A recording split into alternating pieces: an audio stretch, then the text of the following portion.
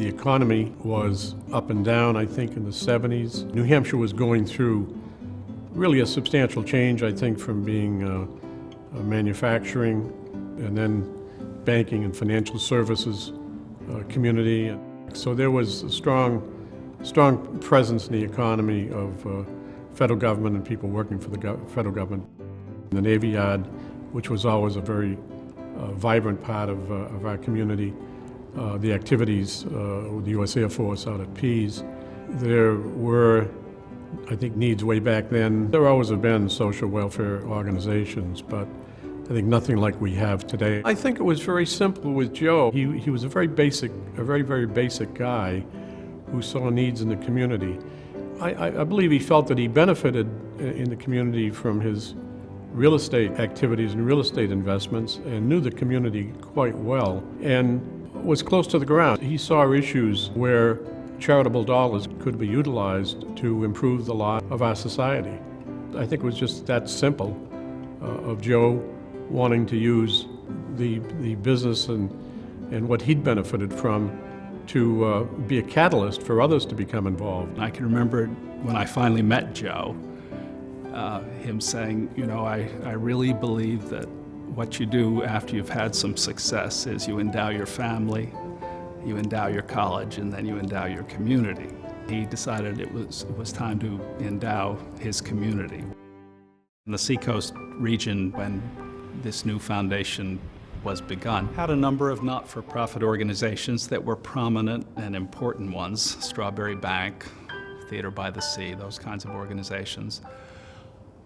Almost all of them were underfunded significantly, and some were in real financial trouble.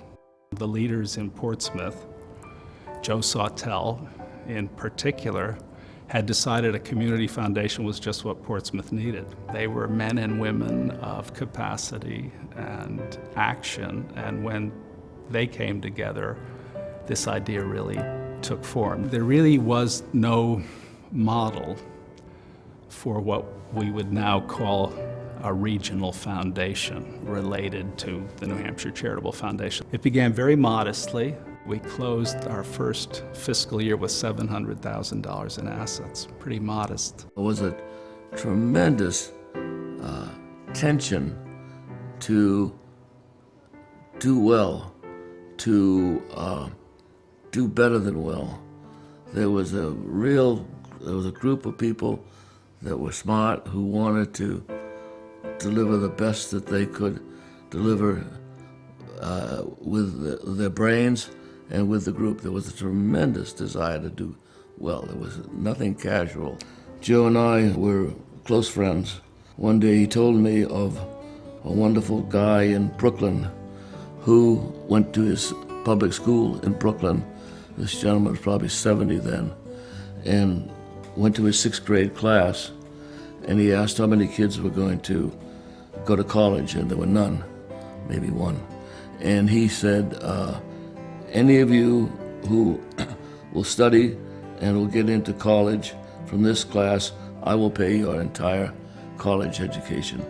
And Joe said, I see kids that I know that they should be going to college. He said, I wonder if we could do this idea. We can set up scholarships for these kids to go to college, and we can pay what we call the last dollar. That is to say, they have to work, their family has to work, but we will pay the last dollar. I think the most exciting person I thought of all who came and spoke to us, she graduated the Futures program, and she was an admissions officer at Boston University. I thought that was pretty good. We really had the all-star team from the Seacoast region. I think it was relationships among them that got this foundation launched.